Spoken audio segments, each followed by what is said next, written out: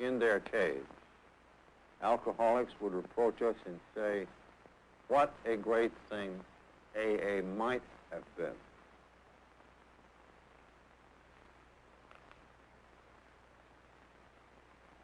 Every AA member knows that he has to conform to the principles of recovery. His life actually depends upon obedience to spiritual principles. If he deviates too far, the penalty is sure and swift. He sickens and finally dies. At first in AA, he goes along because he must. But later on, he discovers a way of life he really wants to live. Moreover, he finds he cannot keep this priceless gift unless he gives it away. Neither he nor anyone else can survive unless the AA message is carried. The moment the 12-step work forms a group, another discovery is made that most individuals cannot even recover unless there is a group. Realization dawns on the individual that he is but a small part of the great whole, that no personal sacrifice is too great for preservation of this fellowship.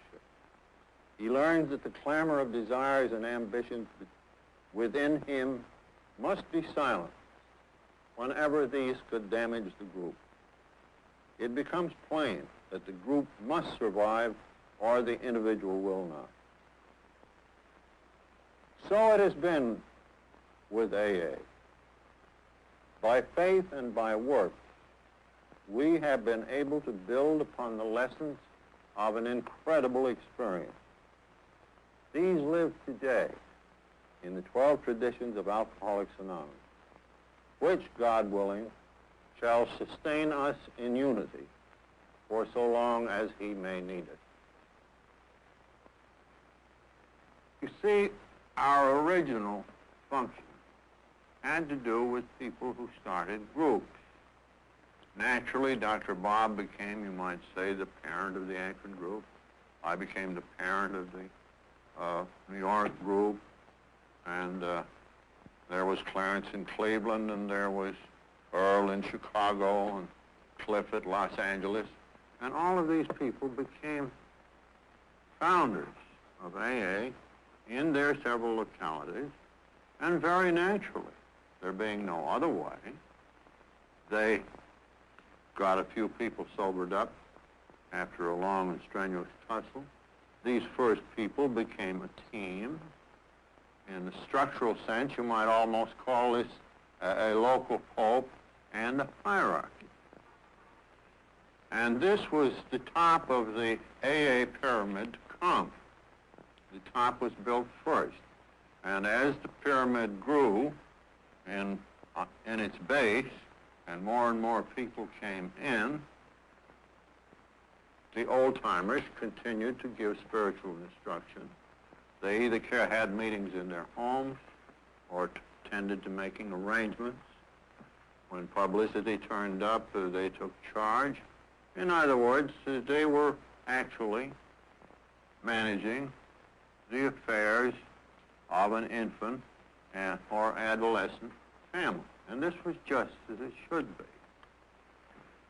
But there was a change in this situation.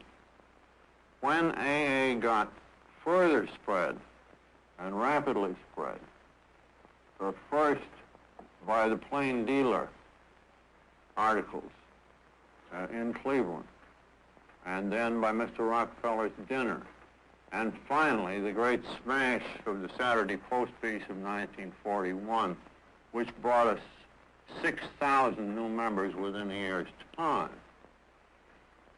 Then you had the same phenomena, excepting that local founders, not all of them being models of stability, couldn't last very long. And more and more there was a disposition in these large masses of AAs to ask, well, these old-timers are all well and good, but are they going to run things forever? And this was a very disconcerting pressure to Dr. Bob and me, and particularly to some of these old-timers. Because we were the first two on the scene, it seems that we had a quality of lasting longer than the others. In fact, I only bowed out just in time here a few years ago, and death took Dr. Bob. But at any rate, this was the fundamental of it. So that you began to develop the group which said, in effect, you old-timers ought to get over on the sideline. And those of you that we like and respect, we are going to continue to consult. And those of you who are still, let us say, somewhat undeveloped, we shall label bleeding deep. Well, this injected a new thing.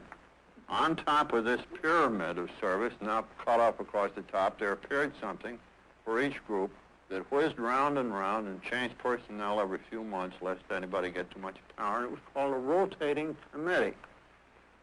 And at the group level, this was fine, and it was easy for the groups, knowing everybody at hand, to name successful group committees that acted exactly in a town meeting fashion.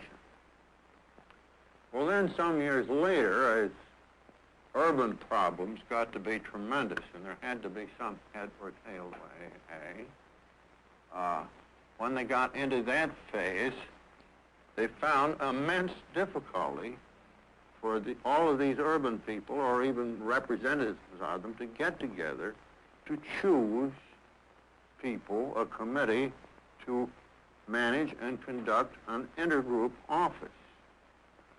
This was a very difficult business. In fact, I can think of one town where the confusion was so great that you had 4 or 5 competing old-timers with telephone numbers, each of which announced that this is AA, not the other one, this one is. Now, when they came to put in an office, the schisms in the town were so bad that they actually had to draw lots to get the first office management out. Well, that wasn't such a great success because it stopped the political clamor, but at the same time, it didn't furnish the office with the best possible top management. But little by little, the intergroup management still remained basically democratic in its structure. The group representatives had all the ultimate power, but the committee managing the office could nominate its successors on the theory that they would know the people of the kind of skills required that would be necessary. And that if the meeting of the group representatives, local ones, didn't agree, they could name their own man still. They held the ultimate power. But this began to make room for something that we now call the trusted servant in the AA tradition too. The discovery that you couldn't operate AA in a large urban area on a purely town meeting basis. It was simply too big. Let alone could you operate AA services worldwide. I mean, you couldn't elect a bunch of trustees to serve here in New York by putting out some names and a slate to vote on all over the world.